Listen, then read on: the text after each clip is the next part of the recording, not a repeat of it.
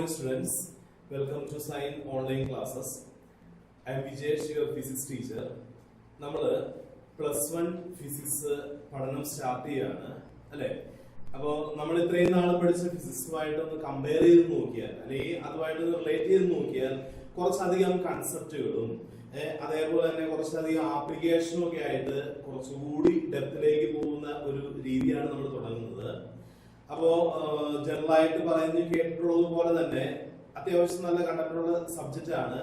അപ്പൊ നമ്മൾ സിസ്റ്റമാറ്റിക് ആയിട്ട് പറയുന്ന വിധത്തിലൊക്കെ പഠിച്ചെടുക്കുവാണെങ്കിൽ നമുക്കത് ഈസി ആയിട്ട് കൊണ്ടുപോകാൻ സാധിക്കുന്ന ഒരു സബ്ജക്റ്റുമാണ്. അപ്പോൾ നമ്മൾ ഇവിടെ നിന്ന് കിട്ടുന്ന ഇൻസ്ട്രക്ഷൻസ് അനുസരിച്ച് നല്ല രീതിയിൽ പഠിക്കുക. അപ്പൊ അതില് നമ്മൾ ഈ ഒരു സ്ഥാപനം തുടങ്ങിയിരിക്കുന്നത് ഇതിൽ ജോയിൻ ചെയ്യുന്ന കുട്ടികൾക്ക് ബോർഡ് എക്സാമിനും അതേപോലെ തന്നെ എൻട്രൻസിനും ഒരു നല്ല മാർക്ക് വിജയം കരസ്ഥമാക്കുന്നതിന് വേണ്ടിയിട്ടാണ്. ഇതില് അതായത് നമ്മളുടെ ഈ ഓൺലൈൻ ക്ലാസ് പറയുന്ന രീതിയിൽ മനസ്സിലാക്കുക. അപ്പൊ നമ്മൾ ക്ലാസ്സുകൾ തരുന്നതിനനുസരിച്ച് വീഡിയോ കാണുക, മനസ്സിലാക്കുക, നിങ്ങളുടേതായ രീതിയിൽ ഒരു നോട്ട് പ്രിപ്പയർ ചെയ്യുക. ദെൻ അതിന് ഡൗട്ടുകൾ ഉണ്ടെങ്കിൽ തീർച്ചയായിട്ടും ചോദിച്ചിരിക്കണം. ഈ ഡൗട്ടുകളൊക്കെ ചോദിച്ച് നല്ല രീതിയിൽ മൂവ് ചെയ്യുക. അപ്പൊ നമുക്ക് നല്ലൊരു റിസൾട്ട് ഉണ്ടാക്കാൻ സാധിക്കും. അപ്പൊ ആ ഒരു നല്ല റിസൾട്ടിലേക്കുള്ള ഒരു യാത്രയില് നമ്മളൊരു ടീമായിട്ട് നിങ്ങളുടെ കൂടെ തന്നെ ഉണ്ടാവും. അപ്പൊ നമുക്ക് +1 ഫിസിക്സിലെ ഫസ്റ്റ് ചാപ്റ്റർ സ്റ്റാർട്ട് ചെയ്യാം. ഫസ്റ്റ് ചാപ്റ്റർ ഇതാണ്, ശ്രദ്ധിച്ചുകൂടാ. നമുക്ക് പഠിക്കാനുള്ള ആദ്യത്തെ ചാപ്റ്ററിന്റെ പേര് യൂണിറ്റ്സ് ആൻഡ് മെഷർമെന്റ്സ് എന്നാണ്. ചാപ്റ്ററിന്റെ പേര് യൂണിറ്റ്സ് ആൻഡ് മെഷർമെന്റ്സ്. അപ്പൊ ഇതില് ഈ ചാപ്റ്ററിന്റെ ഒരു പ്രത്യേകത എന്ന് വെച്ചാൽ നമ്മള് ഫിസിക്സ് അല്ലെങ്കിൽ സയൻസ് സബ്ജക്റ്റുകളിലേക്ക് വേണ്ട എല്ലാ യൂണിറ്റുകളും മെഷർമെന്റുകളും അതിനെ കുറിച്ചൊക്കെ ഒരു ബേസിക് കാര്യമാണ് ഇത് പഠിക്കുന്നത്. അപ്പൊ ഇതൊരു ബേസിക് ചാപ്റ്റർ ആണ്. എല്ലാ ചാപ്റ്ററുകളിലേക്കും ആവശ്യമായിട്ട് വരുന്ന കുറെ കാര്യങ്ങളാണ് നമ്മൾ ഈ ചാപ്റ്റർ പഠിക്കുന്നത്. അപ്പൊ ഫിസിക്സിൽ മാത്രമായിട്ടല്ല, കെമിസ്ട്രിയിലേക്കും അതേപോലെ മെഷർമെന്റ് റിലേറ്റഡ് ആയിട്ടുള്ള എല്ലാ കാര്യങ്ങളും ആവശ്യമായിട്ടുള്ള കുറച്ച് ബേസിക് കാര്യങ്ങളാണ് പറയുന്നത് യൂണിറ്റ്സ് ആൻഡ് മെഷർമെന്റ്സ് എന്ന് പറയുന്ന ചാപ്റ്ററിൽ. അപ്പോ ഈ യൂണിറ്റ്സ് ആൻഡ് മെഷർമെന്റ്സ് എന്ന് പറയുന്ന ചാപ്റ്ററിൽ നമുക്ക് നോക്കാനുള്ള ആദ്യത്തെ ടോപ്പിക് നോക്കുക. യൂണിറ്റ്സ് ആൻഡ് മെഷർമെന്റ്സിന്റെ ഒരു CGS സിസ്റ്റം എന്ന് പറയുന്ന ഒരു സിസ്റ്റമാണ് നിങ്ങളെ ആദ്യമായിട്ട് പരിചയപ്പെടുത്തുന്നത്. ഇപ്പൊ അതില് ഒരു കേസ് ശ്രദ്ധിച്ചാൽ, നമ്മൾ ഫിസിക്സിൽ മെഷർ ചെയ്യുമ്പോൾ, ഫിസിക്സിൽ അല്ലെങ്കിൽ സയൻസിൽ മെഷർ ചെയ്യുമ്പോൾ എന്തെങ്കിലും ഒരു മെഷർമെന്റ് എടുക്കുക. ഇപ്പൊ എക്സാമ്പിൾ ആയിട്ട് നമ്മൾ ഒരു ബോഡിയുടെ ഇപ്പൊ ഈ കാണുന്ന ഒരു സ്ട്രെയിറ്റ് ലൈനിന്റെ ലെങ്ത് ആണ് നമ്മൾ മെഷർ ചെയ്യുന്നത് എഴുതുക. ഈ ഒരു സ്ട്രെയിറ്റ് ലൈനിന്റെ ലെങ്ത് മെഷർ ചെയ്യുക. അപ്പൊ ഈ ലെങ്ത് മെഷർ ചെയ്ത് നമ്മളിപ്പോ എങ്ങനെയൊക്കെ എഴുതും? ഒരു 2 സെന്റിമീറ്റർ എന്നോ അല്ലെങ്കിൽ 5 സെന്റിമീറ്റർ എന്നോ ലെങ്ത് എത്രയാ കിട്ടുന്നത് നമ്മൾ മെഷർ ചെയ്ത് എഴുതുവാണ്. അപ്പൊ ഈ 2 സെന്റിമീറ്റർ എന്ന് പറയുന്ന ഈ ഒരു മെഷർമെന്റില് ഈ സെന്റിമീറ്റർ എന്ന് പറയുന്ന പാർട്ടാണ് നമ്മളുടെ ഈ കാണുന്ന നമ്മുടെ ചാപ്റ്ററില് യൂണിറ്റ് എന്ന് പറയുന്നത്. അപ്പൊ ലെങ്ത്തിന്റെ യൂണിറ്റ് ആയിട്ട് നമ്മൾ ഇവിടെ എടുത്തിരിക്കുന്നത് സെന്റിമീറ്റർ ആണ്. ഓക്കെ, ഇനി ഈ 2 സെന്റിമീറ്റർ ഞാൻ ഇങ്ങനെ ഒന്ന് മാറ്റി എഴുതുക, സെന്റിമീറ്റർ പ്ലസ് സെന്റിമീറ്റർ എന്ന് എഴുതുക. Which means the length of the unit we had taken is centimeter and it repeats 2 times. അല്ലെ, 2 പ്രാവശ്യമാണ് റിപ്പീറ്റ് ചെയ്തേക്കുന്നത്, സെന്റിമീറ്റർ പ്ലസ് സെന്റിമീറ്റർ. അപ്പൊ എത്ര പ്രാവശ്യം റിപ്പീറ്റ് ചെയ്തിരിക്കുന്നു അതാണ് ഈ എഴുതിയിരിക്കുന്നത്. ഈ പാർട്ടിന് നമ്മൾ പറയുന്ന പേര് മാഗ്നിറ്റ്യൂഡ് എന്നാണ്. അപ്പൊ നമ്മളൊരു മെഷർമെന്റ് എടുത്ത് ആ മെഷർമെന്റ് കാണുന്ന എല്ലാവർക്കും ഈസി ആയിട്ട് മനസ്സിലാവണമെങ്കിൽ there should be 2 parts, അല്ല 2 പാർട്ടുകൾ വേണം. യൂണിറ്റും അത് എത്ര പ്രാവശ്യം റിപ്പീറ്റ് ചെയ്തെന്ന് പറയുന്ന ഒരു മാഗ്നിറ്റ്യൂഡും ആവശ്യമാണ്. അപ്പൊ ഈ 2 ഭാഗങ്ങൾ ഉണ്ടെങ്കിൽ നമ്മൾ എടുക്കുന്ന ഒരു ക്വാണ്ടിറ്റി ക്ലിയർ ആവുന്നുള്ളൂ. ഓക്കെ, അപ്പോ ഈ ക്വാണ്ടിറ്റികളിൽ നമ്മൾ എടുക്കുന്ന ആദ്യത്തെ ഒരു സിസ്റ്റത്തിന്റെ പേര് ഇതാണ്, CGS സിസ്റ്റം എന്നാണ് പറയുന്നത്. ഇപ്പൊ ഒരു എക്സാമ്പിൾ ആയിട്ട് പറയുവാണെങ്കിൽ ഇങ്ങനെ ശ്രദ്ധിക്കുക. നമ്മള് ഈ എടുത്തിരിക്കുന്ന സിസ്റ്റത്തില്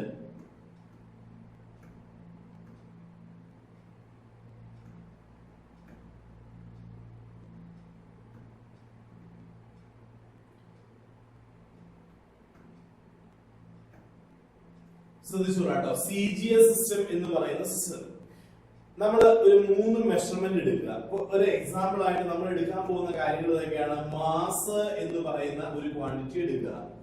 നെക്സ്റ്റ് ലെങ്ത്, അടുത്ത് നമ്മൾ മെഷർ ചെയ്യുന്ന ഒരു ക്വാണ്ടിറ്റിയാണ്. Finally time.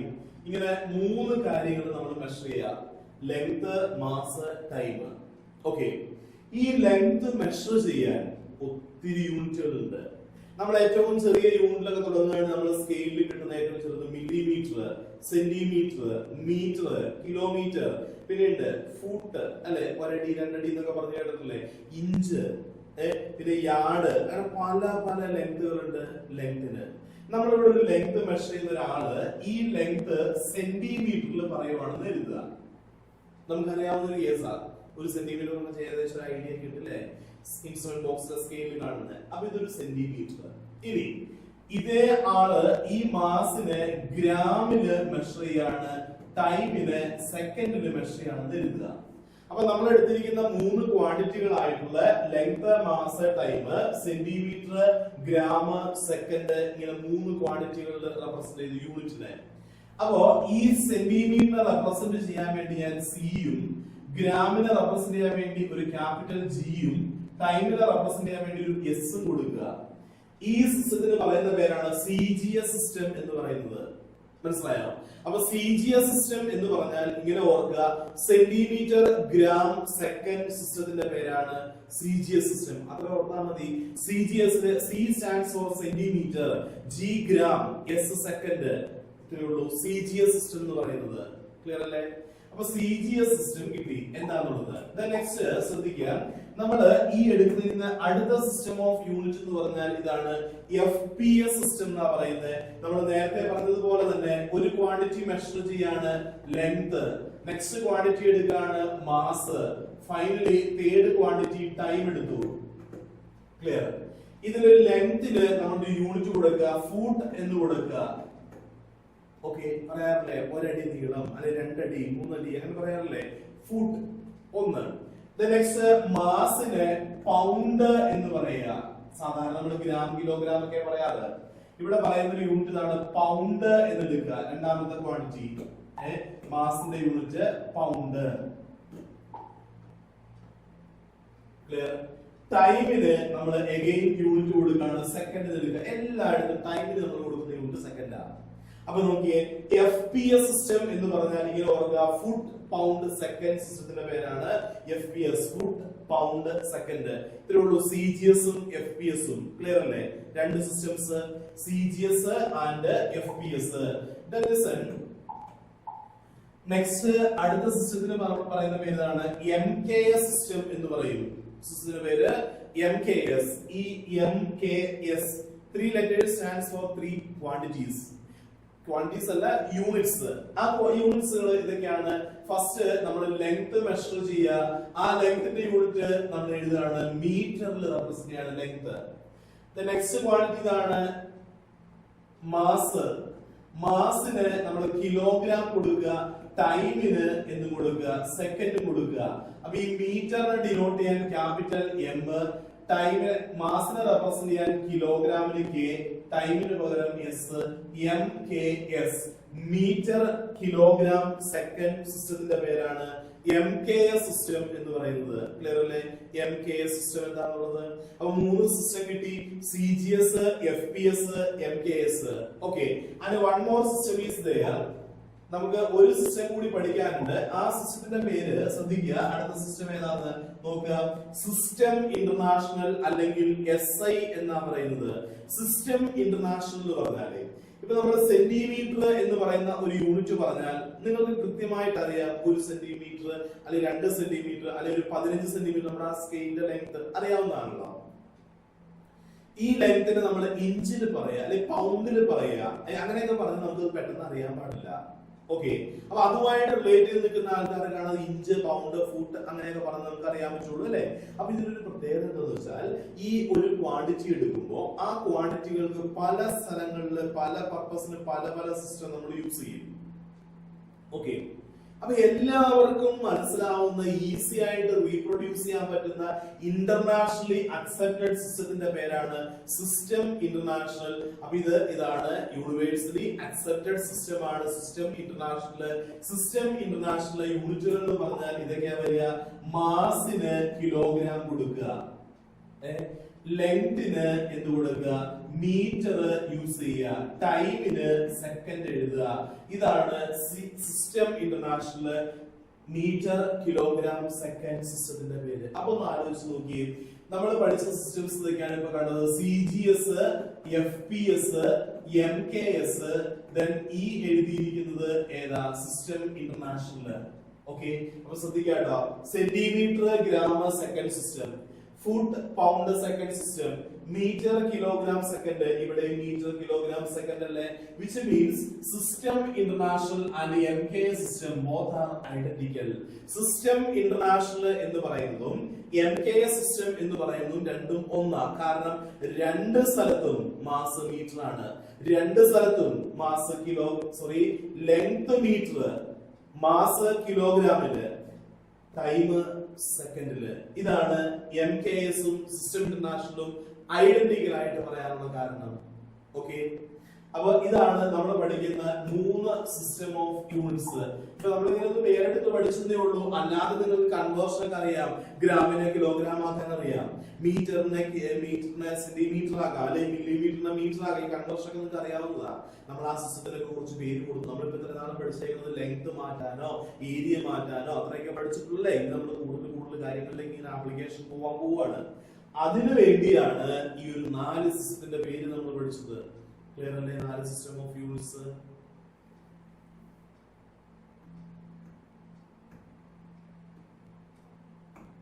സോ ശ്രദ്ധിച്ചോളാ, നമുക്ക് പഠിക്കാനുള്ള അടുത്ത ഒരു ക്വാണ്ടിറ്റിയുടെ പേര് ഫിസിക്കൽ ക്വാണ്ടിറ്റി എന്നാ പറയുന്നത്. Physical quantity. ഫിസിക്കൽ ക്വാണ്ടിറ്റി എന്ന് പറഞ്ഞാൽ ഇത്രയേ ഉള്ളൂ. ഇപ്പൊ ഒരു എക്സാമ്പിൾ പറയുകയാണെങ്കിൽ, നമ്മൾ ഇരിക്കുന്ന ഒരു റൂമിന്റെ ടെമ്പറേച്ചർ നമുക്ക് മെഷർ ചെയ്യാൻ സാധിക്കുമോ? മീൻസ് മെഷറബിൾ ആണോ എന്ന് ചോദിച്ചാൽ നമുക്ക് പറയാം, ഒരു തെർമോമീറ്റർ ഉണ്ടെങ്കിൽ നമുക്ക് ഈ റൂമിന്റെ ടെമ്പറേച്ചർ മെഷർ ചെയ്യാം, അല്ലെ? അപ്പൊ ഈ റൂമിന്റെ ടെമ്പറേച്ചർ എന്ന് പറഞ്ഞാൽ ഇതൊരു മെഷറബിൾ ക്വാണ്ടിറ്റി ആണ്, അല്ലെ? ഇനി നമ്മളുടെ ഓരോരുത്തരുടെയും മാസ് അല്ലെങ്കിൽ ഹൈറ്റ് മെഷറബിൾ അല്ലേ? അപ്പൊ ഒരു പ്രത്യേകത, മാസ് എന്ന് പറഞ്ഞാൽ ഒരു മെഷറബിൾ ക്വാണ്ടിറ്റി ആണ്, ഹൈറ്റ് എന്ന് പറഞ്ഞാൽ ഒരു മെഷറബിൾ ക്വാണ്ടിറ്റി ആണ്, സ്പീഡ് ഒരു മെഷറബിൾ ക്വാണ്ടിറ്റി ആണ്, ഫോഴ്സ് മെഷറബിൾ ക്വാണ്ടിറ്റി ആണ്, അല്ലെ? അപ്പൊ നമ്മൾ ഫിസിക്സിൽ പഠിക്കുമ്പോഴേ മെഷറബിൾ ആയിട്ടുള്ള കാര്യങ്ങളാണ് കൂടുതൽ നമ്മൾ പഠിച്ചുകൊണ്ടിരിക്കുന്നത്. എന്ത് കാര്യം എടുത്താലും അതിന്റെ എന്തെങ്കിലും മെഷർമെന്റ് ഒക്കെ നമുക്ക് പോസിബിൾ ആവുന്നതാണ്. ഓക്കെ, അപ്പൊ ഈ മെഷറബിൾ ആയിട്ടുള്ള ക്വാണ്ടിറ്റികൾക്ക് നമ്മൾ കോമൺ ആയിട്ട് കൊടുക്കുന്ന പേരാണ് എന്താ? ഫിസിക്കൽ ക്വാണ്ടിറ്റി എന്ന് പറയുന്നത്. അപ്പൊ ഫിസിക്കൽ ക്വാണ്ടിറ്റി എന്ന് പറഞ്ഞാൽ ഇത്രയേ ഉള്ളൂ. Any quantity that can be measurable or that can be measured, നമുക്ക് അളന്നെടുക്കാൻ പറ്റുന്ന ക്വാണ്ടിറ്റികൾക്ക് നമ്മൾ പറയുന്ന പേരാണ് ഫിസിക്കൽ ക്വാണ്ടിറ്റി എന്ന് പറയുന്നത്. ക്ലിയർ അല്ലേ? ഫിസിക്കൽ ക്വാണ്ടിറ്റി എന്താണെന്നുള്ളത്. അപ്പൊ മെഷറബിൾ ക്വാണ്ടിറ്റികൾക്ക് പറയുന്ന പേരാണ് ഫിസിക്കൽ ക്വാണ്ടിറ്റി. ക്ലിയർ?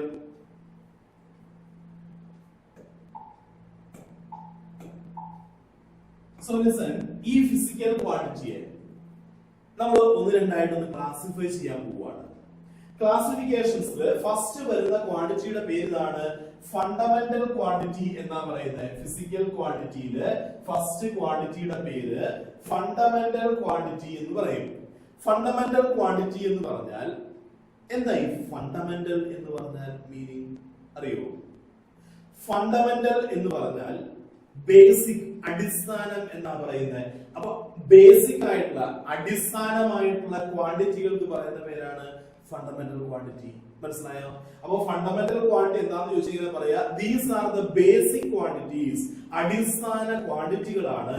വേറൊരു പ്രത്യേകത കൂടിയുണ്ട്, ഇത് വേറെ ആരെയും ഡിപെൻഡ് ചെയ്യില്ല, വേറെ ആരുടെയും സ്വാധീനത്തിലല്ല ഇവർ നിൽക്കുന്നതെന്ന്. മനസ്സിലായോ? അപ്പൊ ഫണ്ടമെന്റൽ ക്വാണ്ടിറ്റി എന്താന്ന് ചോദിച്ചാൽ ഇങ്ങനെ പറയുക, these are the basic quantity which are independent of any other, വേറെ ആരെയും ഡിപെൻഡ് ചെയ്യാതെ നിൽക്കുന്ന ബേസിക് ക്വാണ്ടിറ്റികൾക്ക് പറയുന്ന പേരാണ് ഫണ്ടമെന്റൽ ക്വാണ്ടിറ്റി. ക്ലിയർ അല്ലേ? ഫണ്ടമെന്റൽ ക്വാണ്ടിറ്റി എന്താണെന്നുള്ളത്. അപ്പൊ these are the basic quantity which are independent of any other. വേണമെങ്കിൽ ഒരു എക്സാമ്പിൾ പറയാം, മാസ് ഒരു ഫണ്ടമെന്റൽ ക്വാണ്ടിറ്റിയാണ്. കാരണം മാസ് നോക്കാൻ വേണ്ടി ആ ബോഡിയുടെ ടെമ്പറേച്ചറോ ആ ബോഡിയുടെ ലെങ്തോ അല്ലെങ്കിൽ അതിരിക്കുന്ന സ്ഥലത്തിന്റെ ഓൾട്ടിറ്റ്യൂഡോ അങ്ങനെ യാതൊരുവിധ ആവശ്യമില്ല.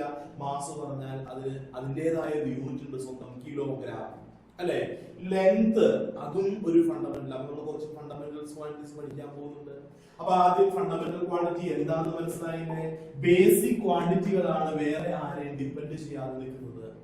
ഓക്കെ, ഇനി ഈ ഫണ്ടമെന്റൽ ക്വാണ്ടിറ്റികൾ ഉപയോഗിച്ച് നമ്മൾ എഴുതി കാണിക്കുന്ന മറ്റു ക്വാണ്ടിറ്റികൾക്ക് പറയുന്ന പേരാണ് ഡിറൈവ്ഡ് ക്വാണ്ടിറ്റി എന്ന് പറയുന്നത്.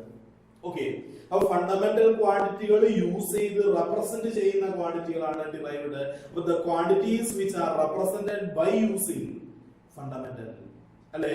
ഫണ്ടമെന്റൽ ഉപയോഗിച്ച് റെപ്രസെന്റ് ചെയ്യുന്ന ക്വാണ്ടിറ്റികളുടെ പേരാണ് ഡിറൈവ്ഡ് ക്വാണ്ടിറ്റി. ക്ലിയർ അല്ലേ? ഡിറൈവ്ഡ് ക്വാണ്ടിറ്റി മനസ്സിലായോ? ഒരു എക്സാമ്പിൾ പറയാം. നമ്മൾ എഴുതാൻ ഉപയോഗിക്കുന്ന നമ്പേഴ്സ് എടുത്താൽ ഇങ്ങനെ വരിക 0 1 2 3 അങ്ങനെ വന്ന് 9 വരെ പോകും. 10 ഡിജിറ്റ് ഉണ്ട്, അല്ലെ? 1 to 9 ഡിജിറ്റ് ഇൻക്ലൂഡിംഗ് 0 10 ഡിജിറ്റ് ആയി.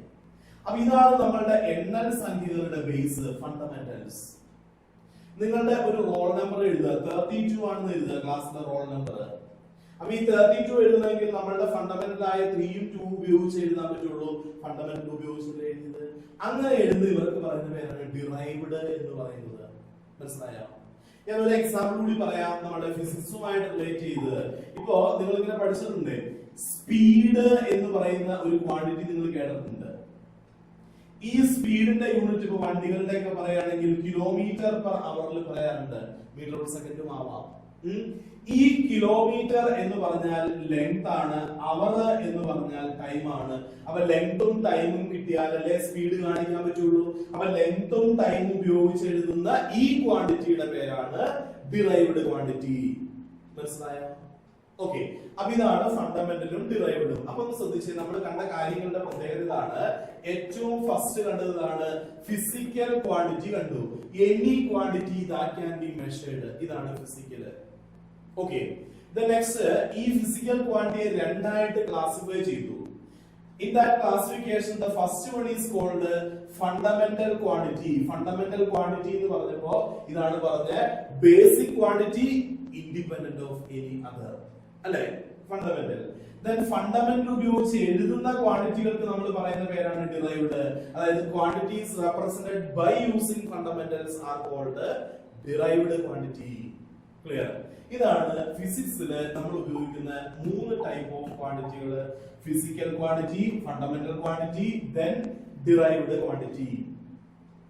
ഓക്കെ, അപ്പൊ ഇതില് ഒരു പ്രത്യേകത എന്താണെന്ന് വെച്ചാല്, ഈ ഫണ്ടമെന്റൽ ക്വാണ്ടിറ്റികളില് ശ്രദ്ധിക്കാട്ടോ, നമുക്ക് ഫിസിക്സിൽ മെഷർ ചെയ്യുന്നേ ആകെ 7 ഫണ്ടമെന്റൽ ക്വാണ്ടിറ്റികളാണ് ഉള്ളത്.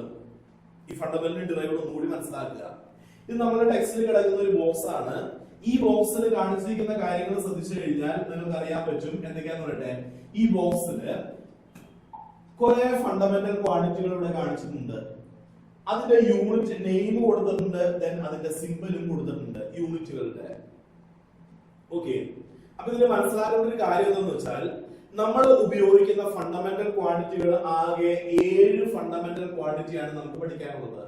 ഞാനിപ്പോ നിങ്ങളോട് പറഞ്ഞില്ലേ, എണ്ണൽ സംഖ്യകളിൽ 10 ഡിജിറ്റ് ഉണ്ട്, ബേസ് 10 ആണ്. ഫണ്ടമെന്റൽ ക്വാണ്ടിറ്റികളുടെ 7 ക്വാണ്ടിറ്റി മതി. അപ്പൊ ഈ 7 ക്വാണ്ടിറ്റികളുടെ പേരാണ് ഫണ്ടമെന്റൽ ക്വാണ്ടിറ്റി. ആ ഫണ്ടമെന്റൽ ക്വാണ്ടിറ്റികളിൽ വരുന്ന ക്വാണ്ടിറ്റികളെ ഒന്ന് ശ്രദ്ധിച്ചു നോക്കിയേ. അതിന് ആദ്യം കാണിച്ചിരിക്കുന്നത് ഇവിടെ വരുന്ന ഈ ക്വാണ്ടിറ്റി ലെങ്ത് ആണ്. നമ്മൾ ആദ്യം എഴുതിയിരിക്കുന്ന ഫണ്ടമെന്റൽ ക്വാണ്ടിറ്റി ലെങ്ത്. ഓക്കെ, അതിന്റെ യൂണിറ്റ് തന്നിരിക്കുന്നതാണ് മീറ്റർ എന്നാണ് തന്നിരിക്കുന്നത്. അപ്പൊ നമുക്ക് പഠിക്കാനുള്ള ആദ്യത്തെ ഫണ്ടമെന്റൽ ക്വാണ്ടിറ്റി ഏതാണ്? ലെങ്ത്. അതിന്റെ യൂണിറ്റ് ഇതാണ് മീറ്റർ. ഓക്കെ, രണ്ടാമത്തെ ഫണ്ടമെന്റൽ ക്വാണ്ടിറ്റി ശ്രദ്ധിക്കുക. ഇവിടെ തന്നിരിക്കുന്ന രണ്ടാമത്തെ ഫണ്ടമെന്റൽ ക്വാണ്ടിറ്റി ഇതാണ് മാസ്. ഇതും ഒരു ഫണ്ടമെന്റൽ ബേസിക് ക്വാണ്ടിറ്റിയാണ്. അതിന്റെ യൂണിറ്റ് ആണെങ്കിൽ കിലോഗ്രാം എന്ന് കൊടുക്കുക, mass. Okay, then third fundamental quantity എന്ന് പറഞ്ഞാൽ mass, length, the next one time. അതിന്റെ യൂണിറ്റ് ഇതാണ് സെക്കൻഡ്, അല്ലെ? ടൈമിന്റെ യൂണിറ്റ് നമ്മൾ system international, MKS, CGS, FPS എല്ലാത്തിനും കണ്ടു ടൈമിന്റെ യൂണിറ്റ് സെക്കൻഡ്. ഓക്കെ, അപ്പൊ ഈ ടൈം ഒരു ഫണ്ടമെന്റൽ തേർഡ് വൺ യൂണിറ്റ് ഇതാണ് സെക്കൻഡ്. ഓക്കെ, നെക്സ്റ്റ് നാലാമത്തെ ഫണ്ടമെന്റൽ ക്വാണ്ടിറ്റി എന്ന് പറഞ്ഞാൽ ഇതാണ് ഇലക്ട്രിക് കറണ്ട്. നിങ്ങൾ ഇത് പഠിച്ചിട്ടുണ്ട് ഒരു ഓംസ് ലോയിലൊക്കെ ആയിട്ട്. ആ ഇലക്ട്രിക് കറന്റിന്റെ യൂണിറ്റ് ഇതാണ് ആംപിയർ. അപ്പൊ കറണ്ട് എന്ന് പറഞ്ഞാൽ എന്ത് ക്വാണ്ടിറ്റി ആണ്? ഫണ്ടമെന്റൽ ക്വാണ്ടിറ്റി ആണ് കറണ്ട്. അതിന്റെ യൂണിറ്റ് ഇതാണ് ആംപിയർ. ദെൻ അടുത്ത പറയുന്ന ഫണ്ടമെന്റൽ ക്വാണ്ടിറ്റി ഇതാണ് ടെമ്പറേച്ചർ. ടെമ്പറേച്ചർ കേട്ടിട്ടുണ്ടല്ലേ? ഇവിടെ എഴുതിയിരിക്കുന്നതാണ് ടെമ്പറേച്ചർ. ഈ ടെമ്പറേച്ചറിന്റെ യൂണിറ്റ് ആയിട്ട് നമ്മൾ എടുക്കുന്നതാണ് കെൽവിൻ. ഡിഗ്രി സെൽഷ്യസ് ഉണ്ട്, ഫാരൻഹീറ്റ് ഉണ്ട്. സിസ്റ്റം ഇന്റർനാഷണൽ യൂണിറ്റ് ആണ് കെൽവിൻ. ഓക്കെ.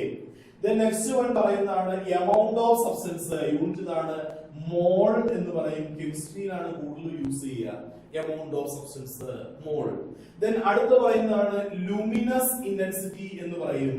luminous intensity, ലൈറ്റിന്റെ ഇന്റൻസിറ്റി എന്നാ പറയുന്നത്. അതിന്റെ യൂണിറ്റ് ഇതാണ് കാൻഡില എന്ന് പറയും. ലൈറ്റിന്റെ യൂണിറ്റിന്റെ പേര് കാൻഡില. CA കൊണ്ട് റെപ്രസെന്റ് ചെയ്യാം. Sorry, CD, candela. ക്ലിയർ അല്ലേ? അപ്പൊ ഈ കാണുന്ന 7 പേരാണ് നമ്മളുടെ ഫണ്ടമെന്റൽ ക്വാണ്ടിറ്റി. ശ്രദ്ധിച്ചേ, length, mass, time. Next electric current, temperature, amount of substance ഞാൻ എഴുതിയില്ല. Next luminous intensity. ഈ 7 പേരാണ് നമ്മൾ ഫിസിക്സിൽ മെഷർ ചെയ്യുന്ന ഫണ്ടമെന്റൽ ക്വാണ്ടിറ്റികൾ. ഓക്കെ. ഈ ഫണ്ടമെന്റൽ ക്വാണ്ടിറ്റി ഉപയോഗിച്ചിട്ടാണ് നമ്മൾ ഈ 7 പേരുടെ യൂണിറ്റ് എന്തൊക്കെയാ? മാസ്, ലെങ്ത് മീറ്ററില്, മാസ് കിലോ, അതായത് മീറ്റർ, കിലോഗ്രാം, സെക്കൻഡ്, പിന്നെ ആംപിയർ, കെൽവിൻ, മോൾ, കാൻഡില.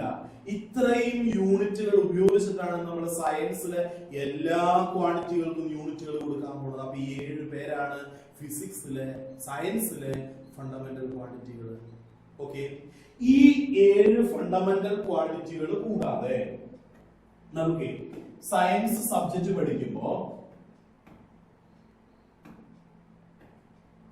7 ഫണ്ടമെന്റൽ ക്വാണ്ടിറ്റികൾ കൂടാതെ ഒരു രണ്ട് ക്വാണ്ടിറ്റികൾ കൂടി ഉണ്ട്.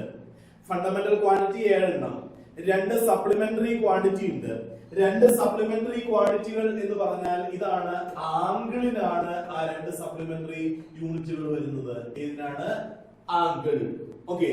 നമ്മൾ സാധാരണ പഠിച്ചിട്ടുണ്ട് ആംഗിളിന്റെ യൂണിറ്റ് ഡിഗ്രി എന്ന് പറഞ്ഞ് പഠിച്ചിട്ടില്ലേ? 90 ഡിഗ്രി, 45 ഡിഗ്രി, 30 ഡിഗ്രി എന്നൊക്കെ പറഞ്ഞ് കേട്ടിട്ടുണ്ട്. ആക്ച്വലി ഇതിന്റെ SI യൂണിറ്റ് ഡിഗ്രി അല്ല. അപ്പൊ ഈ ആംഗിള് 2 തരം ആംഗിളുകളുണ്ട്. ആ ആംഗിളിന്റെ പേര് ഇതൊക്കെയാണ്. ഒരു ആംഗിളിന്റെ പേര് റേഡിയൻ, അടുത്ത ആംഗിളിന്റെ പേര് സ്റ്റെറഡിയൻ എന്നാ പറയുക.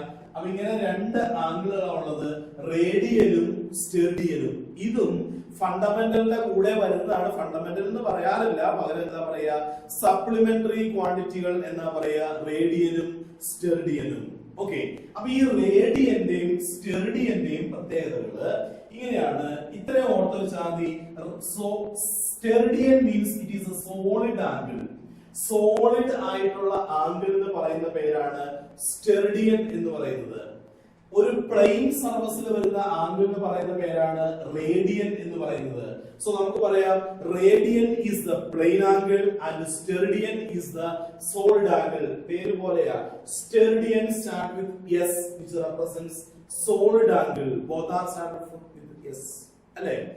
ഇവിടെ റേഡിയൻ, പ്ലെയിൻ ആംഗിൾ ഓർത്ത് വെക്കുക. ഇനി അടുത്തൊരു കേസ്, എങ്ങനെയാണ് ഈ റേഡിയൻ മെഷർ ചെയ്യുക എന്നുള്ളത് കണ്ടുപിടിക്കണം. ശ്രദ്ധിക്കാട്ടോ. ഒരു ബോഡി ഒരു സർക്കുലർ പാത്തിൽ മൂവ് ചെയ്യാണെന്ന് കരുതുക. അതാണ് ഈ കാണിച്ചാണ് O അതിന്റെ സെന്റർ. ബോഡി ഇവിടെ നിന്ന് ഇങ്ങനെ മൂവ് ചെയ്ത് ഇവിടം വരെ എത്തി. ഇപ്പൊ സർക്കിൾ അല്ല, ഇതൊരു ആർക്ക് പോലെ കാണിച്ചിരിക്കുകയാണ്, കംപ്ലീറ്റ് സർക്കിൾ ഇല്ല. അപ്പൊ അത് കവർ ചെയ്തപ്പോ റേഡിയസ് ഈ കാണുന്നതാണ്. ആ റേഡിയസിന്റെ പൊസിഷൻ ഇവിടെ നിന്ന് ഇങ്ങോട്ട് ഷിഫ്റ്റ് ചെയ്തു by a small angle d theta. അപ്പൊ റേഡിയസിന്റെ പൊസിഷൻ മാറിയിരിക്കുന്നത് d തീറ്റ അല്ലേ? ഓക്കെ. അപ്പൊ ഇത് d തീറ്റ ആംഗുലാർ ഡിസ്പ്ലേസ്മെന്റ് എന്നാ പറയാ. അതായത് ആംഗിളിന് ഉണ്ടായിരിക്കുന്ന ഷിഫ്റ്റ്, റേഡിയസ് മാറിയപ്പോ. ഈ കാണുന്ന ലെങ്ത്തിന്റെ പേര് ആർക്ക് ലെങ്ത് എന്നാ പറയാ. ds ന്റെ പേര് ആർക്ക് ലെങ്ത്. ക്ലിയർ? അപ്പൊ ഈ തന്നിരിക്കുന്ന ഇക്വേഷനില് ഈ റേഡിയൻ ആംഗിൾ കണ്ടുപിടിക്കാൻ നമുക്കൊരു ഇക്വേഷൻ ഉണ്ട്. റേഡിയൻ ആംഗിൾ കണ്ടുപിടിക്കാൻ വേണ്ടി ഇങ്ങനെ എഴുതുക. ആംഗിൾ ഈക്വൽ ടു ഒരു relation, angle equal to arc length divided by radius. ഇതാണ് equation. Arc length by radius. അപ്പൊ ഇതില് നമ്മൾ എടുത്തിരിക്കുന്ന ആംഗിൾ ഇതാണ്, d തീറ്റ എന്നാണ് ആ ഡയഗ്രത്തിൽ കാണുന്ന angle. Displacement means arc length എത്രയാണുള്ളത്? bs ആണ് ആർക്ക് ലെങ്ത് തന്നിരിക്കുന്നത് അല്ലെ? ബൈ റേഡിയസ് എടുക്കുക. ഇതാണ് റേഡിയൻ മെഷർ ചെയ്യാനുള്ള equation. Arc length by radius ഓർത്ത് വെച്ചുള്ള ജനറൽ ആണ്. ഒത്തിരി സ്ഥലങ്ങളിൽ നമുക്ക് ഇതിന്റെ ആപ്ലിക്കേഷൻസ് വരാറുണ്ട്. Angle equal to arc by radius. ഒരു 2 ചാപ്റ്റർ കഴിയുമ്പോൾ ഈ ഇക്വേഷൻ നമ്മൾ യൂസ് ചെയ്യുന്നുണ്ട്. മനസ്സിലായല്ലോ? അപ്പൊ ഫിസിക്സില് പല പല സിസ്റ്റം ഓഫ് യൂണിറ്റ്സ് ഉണ്ട്. CGS, FPS, MKS, system international. Okay.